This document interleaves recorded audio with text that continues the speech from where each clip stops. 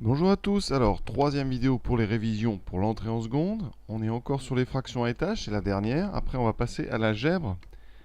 L'algèbre, ça sera donc développer, réduire des expressions. Et ensuite on fera certainement des équations du premier degré. Des choses très très importantes quand on est en seconde. Donc ici toujours un petit côté ludique, des fractions, beaucoup d'étages. On va simplifier sans calculatrice au maximum. On fait très attention à bien mettre la barre du égal au bon endroit et à mettre les tailles des fractions, vous voyez, comme j'ai fait, d'une taille qui permet de comprendre. Alors on a déjà fait deux exercices sur ce même thème. Je rappelle quand même que si vous écrivez par exemple 4 cinquièmes sur 6 comme ceci, ça ne veut rien dire. Tout dépend quelle est la fraction en fait importante, quel est le trait où va se situer le égal. Alors si vous mettez un égal ici, ça signifierait plutôt 4 sur 5 sixièmes. Si vous mettez le égal ici en deuxième, ça s'écrirait plutôt 4 cinquièmes divisé par 6. Alors c'est pas du tout la même chose. Pourquoi? Parce que 4 sur 5 sixièmes, c'est 4 multiplié par l'inverse de 5 sixièmes, donc 4 fois 6 cinquièmes, ce qui donnerait 4 fois 6, 24 cinquièmes, alors que 4 sur 5 divisé par 6, on l'a bien vu, c'est 4 sur 5 multiplié par l'inverse de 6, c'est-à-dire 1 sixième. Et ça donnerait 4 sur 5 fois 6, 4 sur 30. Ce n'est pas la même chose. Donc on fait très attention à la position du égal. C'est cette position qui va tout définir. Et après, eh bien, ensuite, on met des traits, vous voyez, de fractions plus ou moins grands pour bien montrer où sont les divisions, où sont les dénominateurs et les numérateurs. Donc on est parti, on va s'occuper ici de notre fraction. Alors elle n'est pas si compliquée que ça. Vous avez donc un numérateur ici. On va s'en occuper séparément et ensuite on s'occupera du dénominateur. Et après on fera une division de deux fractions. Ça on sait très bien faire. La première, le numérateur, c'est 4 sur 5 sur 6. Comme on l'a déjà vu, ça se présente, c'est une fraction divisée par 6. Et là, eh bien, ça fait 4 sur 5 multiplié par l'inverse de 6, donc par un sixième, et donc 4 fois 1, 4 sur 5 fois 6, 30. Après, on peut simplifier, bien évidemment. Là, par 2, donc je vais aller doucement, on est en train de réviser. Donc 4, c'est 2 fois 2. 30, c'est 2 fois 15. Et vous voyez qu'on peut simplifier par 2. Il nous restera 2 sur 15. On va s'occuper maintenant du dénominateur. Donc le dénominateur, il a exactement la même forme, 7 sur 8 sur 9. Donc le égal devrait se situer ici, au niveau de la fraction du neuvième. Donc on aura 7 sur 8 divisé par 9 sur 1, donc ça fait 7 sur 8, multiplié par un neuvième. Très important comme ça de savoir transformer les fractions à étage. Et donc en haut, on aura produit de deux fractions, donc produit des numérateurs, 7 fois 1, 7, sur 8 fois 9, 8 fois 9, 72. Voilà, on a une fraction ici qui est irréductible parce que 72 n'est pas divisible par 7.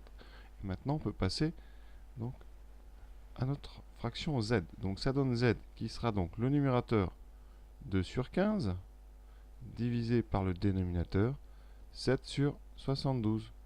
On a une division de deux fractions et ça on sait très très bien faire. C'est très important, ça apparaît souvent dans les équations du premier degré. On sait bien que quand on divise deux fractions, eh bien il faut prendre la première fraction, celle qui est au numérateur, et la multiplier par l'inverse de la deuxième. Donc ici, ça sera 72 sur 7. On inverse la position du 7 et du 72. Vous arrivez sur un produit maintenant de deux fractions, très important. Ça sera donc le produit des numérateurs, 2 fois 72, sur 15 fois 7. Et maintenant, on arrive à une phase de simplification. On va simplifier avant de faire les produits. Pour simplifier, on regarde. Le dénominateur, il est simple, c'est 3 fois 5 fois 7. On va donc regarder en haut si on a une divisibilité par 3, par 5 ou par 7. Alors 2 fois 72 n'est pas divisible par 5, ça c'est sûr, ni par 7. Pourquoi? Parce que 72, on l'a vu tout à l'heure, c'est 9 fois 8. Et on va simplifier. On remarque que 9, c'est 3 fois 3. Donc, eh bien, on peut simplifier ici. On va rayer le 9 et le 3. Alors, et on simplifie par 3. On divise donc 9 par 3, ce qui donne 3. Le 3 va laisser 1. Il reste donc 2 fois 3 fois 8, c'est-à-dire 6 fois 8, 48. Sur 5 fois 7, 35. L'exercice est terminé. Vous voyez, alors, c'est pas forcément ce qu'on va vous donner à faire, mais ça permet ce genre d'exercice de bien apprendre la rigueur dans la position des traits de fraction par rapport au égal, et aussi dans la division et la multiplication des fractions entre elles. Donc les grandes règles, je vais les rappeler avant de finir. Quand on a A sur B fois C sur D, ça fait A fois C sur B fois D. D'accord? On multiplie les numérateurs et les dénominateurs entre eux. D'accord? Règle numéro 2 dans la multiplication, si on multiplie A fois B par C tout seul, par un entier, eh bien c'est comme si le C était au numérateur. D'accord? Donc ça fera A fois C sur B. Et dernière règle, vraiment, avec les divisions.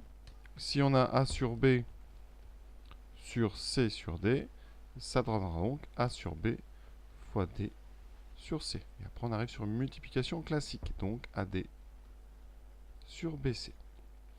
Et dernière petite règle, si vous avez une fraction divisée par un nombre entier, eh bien, on peut tout simplement considérer que ce nombre entier, il va être, donc, c'est du C sur 1, ça fera donc A sur B fois C. Et donc, fois 1 sur C. Et donc, ça donnera A sur BC. C'est comme si le C était au même étage que le B. C'est assez étrange, mais c'est comme ça. Voilà tout ce qu'il fallait savoir donc sur les multiplications et divisions de fractions entre elles. Voilà, j'espère que ça vous a plu. Ça peut être assez difficile pour certains, mais il faut comme ça petit à petit essayer de faire. Je ne dis pas que c'est tout le monde va y arriver tout de suite, mais c'est vraiment important pour comprendre comment se travaillent les fractions. Voilà. À très bientôt. Donc on va passer à de l'algèbre, mais on aura toujours besoin de ce genre de calcul et d'opérations.